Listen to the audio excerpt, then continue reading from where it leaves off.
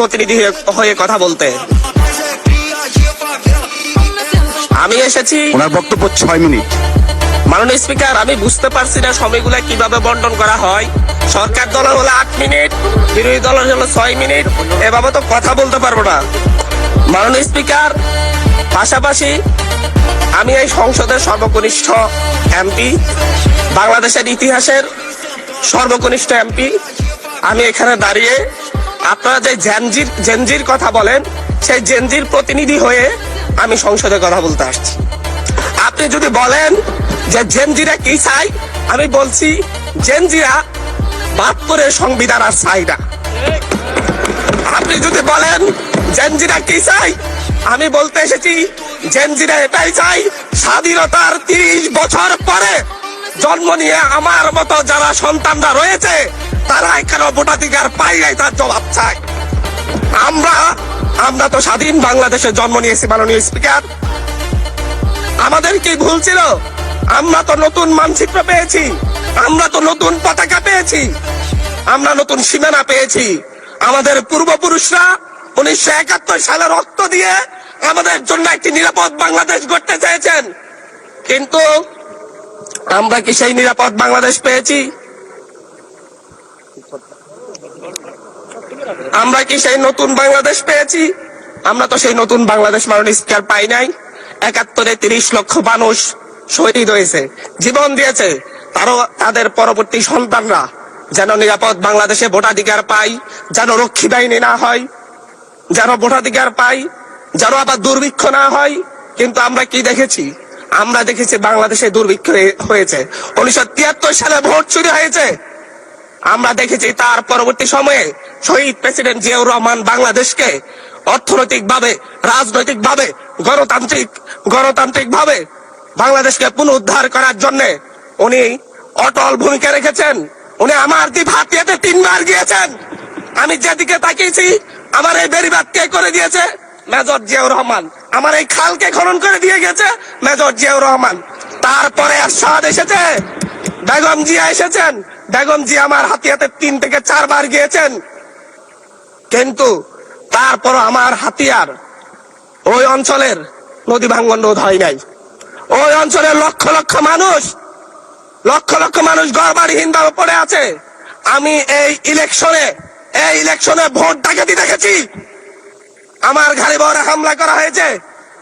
আমি কি এই ইলেকশনের জন্য নিজের রক্ত জড়িয়েছি? আমি আজকে স্বরাষ্ট্রমন্ত্রী আছেন, মাননীয় প্রধানমন্ত্রী আছেন, আমি এখানে প্রশ্ন করি, আমি কি রক্ত জড়িয়েছি? আমরা রক্ত জড়িয়েছি বলে আপনারা আজকে সংসদে প্রধানমন্ত্রী, স্বরাষ্ট্রমন্ত্রী হয়েছেন। রক্ত ঝরার পরে, রক্ত জড়িয়ে গুলিবিদ্ধ হয়ে 3 দিনের মাথায় গুলিবিদ্ধ হয়ে, দয়া করে থামুন। মাননীয় সংসদ সদস্য, আপনার বক্তব্য অব্যাহত রাখুন। 144 ধারার মধ্যে আবার নিজে গুলিবিদ্ধ পা নিয়ে বের হয়ে গিয়ে সংবাদ সম্মেলন করে বলেছি আবার রাস্তায় নামুন, হাসিনা পতন হতে হবে। আমরা বলেছি নতুন বাংলাদেশ দিব। আমরা নতুন বাংলাদেশ আবার প্রতারণার রাজনীতি দেখতে চাই না, প্রবঞ্চনার রাজনীতি দেখতে চাই না। যেই গণভোটের পক্ষে আমাদের মাননীয় প্রধানমন্ত্রী প্রচারণা চালিয়েছেন, যে আদেশের পক্ষে মাননীয় সরকার দলীয় সংসদ সদস্যরা প্রচারণা চালিয়েছেন, আজকে এখানে এসে কেন এটা নিয়ে আবার দীর্ঘ আলোচনা হতে হবে? আমরা 90-এর গণঅভ্যুত্থানের কথা বলে যাই নাই। 3 জোটের রূপরেখা হয়েছে, বাংলাদেশ গণতান্ত্রিক ভাবে উত্তীর্ণ হবে কথা দেওয়া হয়েছিল, কিন্তু 94 সালের মাগুরার নির্বাচন কারা আয়োজন করেছিল? কারা 94 সালে মাগুরার নির্বাচন আয়োজন করেছিল?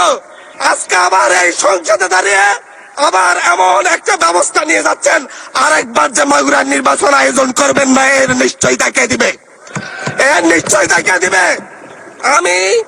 আমি আমার সবচাইতে কম বয়সী প্রার্থী হিসেবে নিজের প্রার্থীটা জমা দিয়ে এলাকায় গিয়েছি প্রচারণা করতে। 3 বার হামলার শিকার হতে হয়েছে। আমি সংসদ সদস্য হিসেবে এলাকায় গিয়েছি, সেই জায়গায় আমার উপর হামলা করেছে, সরাসরি ভিডিওতে দেখা গিয়েছে। অস্ত্র নিয়ে, দেশীয় অস্ত্র নিয়ে আমাকে কোপাতে আসা হয়েছে। তারা কারা? ওরা তো তারাই যাদের প্রত্যেকের হাতে বিএনপি দলীয় নেতা কর্মীদের রক্ত লেগে আছে, প্রাণ লেগে আছে। এই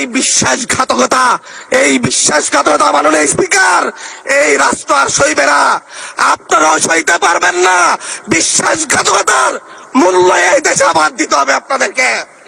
আপনারা যারা আপনাদের ভাইদের রক্ত জড়িয়েছে, খুন করেছে, খুনের মামলা আছে, তাদেরকে আবার পুনর্বাসিত করে আমাদেরকে খুন করার জন্য লেলিয়ে দিচ্ছেন। চট্টগ্রাম থেকে এক সাংগঠনিক নেতাকে পাঠিয়েছে অস্ত্র সহ আমাদের লোকজনের উপর হামলা করতে। ভোটের দিন সকালবেলা থেকে প্রত্যেকটা ভোট কেন্দ্রে অস্ত্র দিয়ে মহড়া দিয়েছে। 30টা ভোট কেন্দ্রে এনসিপির প্রার্থী, বিএনপি দুজন বিদ্রোহী প্রার্থী সহ কারো এজেন্টকে ঢুকতে দেওয়া হয় নাই। এটার জন্য কি আমরা আমাদের রক্ত জড়িয়েছি? মাননীয় স্পিকার, ইলেকশনের একদিন পরে আমাকে আর 1 মিনিট বাড়িয়ে দিবেন মাননীয় স্পিকার, 1টা মিনিট। মাননীয় স্পিকার, ইলেকশনের পর দিন এক নারী অভিযোগ করেছেন, এক নিরীহ নারী, ওনাকে ধর্ষণ করা হয়েছে শুধুমাত্র শাপলাগড়িতে ভোট দেওয়ার কারণে। 1 ঘন্টার মধ্যে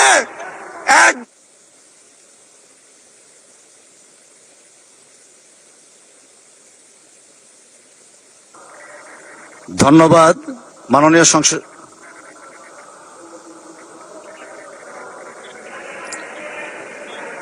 আচ্ছা ঠিক আছে, 1 মিনিটের মধ্যে সংক্ষিপ্ত শেষ করবেন, 1 মিনিট।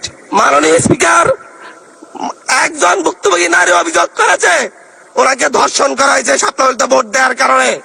সার্কেল এসপি 1 ঘন্টার মধ্যে বলেছে এই ধরনের কোনো ঘটনা ঘটে নাই। আজকে 42 দিন পার হয়েছে, এখনো ডিএনএ রিপোর্ট আসে নাই। মামলা নিতে 3 দিন দেরি হয়েছে। আর সিভিল সার্জন অফিস তদন্ত কমিটি করে দিয়েছে, তদন্ত কমিটির রিপোর্ট জমা দিয়েছে। ভুক্তভোগী নারী জানে না তার তদন্ত রিপোর্ট কি এসেছে। এই ভয়াবহ পরিবেশ তৈরি কারা করছে? আমার মনে হয় স্বরাষ্ট্রমন্ত্রী আইনের ব্যাখ্যা না দিয়ে, আইনমন্ত্রী আইনের ব্যাখ্যা দিবেন, স্বরাষ্ট্রমন্ত্রীর এসবে মনোযোগ দেওয়া দরকার। স্বরাষ্ট্রমন্ত্রীর মনোযোগ দেওয়া দরকার। সারা দেশে কোথায় কোথায় সন্ত্রাসীরা রয়েছে সেই সকল সন্ত্রাসীদের তালিকা করে তাদেরকে বিচারের ব্যবস্থা করা দরকার। স্বরাষ্ট্রমন্ত্রীর উচিত ধন্যবাদ মাননীয় সদস্য। নেতা কর্মীরা হত্যার শিকার হয়েছে তাদের বিচারের ব্যবস্থা করা দরকার। ধন্যবাদ মাননীয় সদস্য। এই পর্যায়ে আলোচনায় অংশগ্রহণ করবেন নাটোর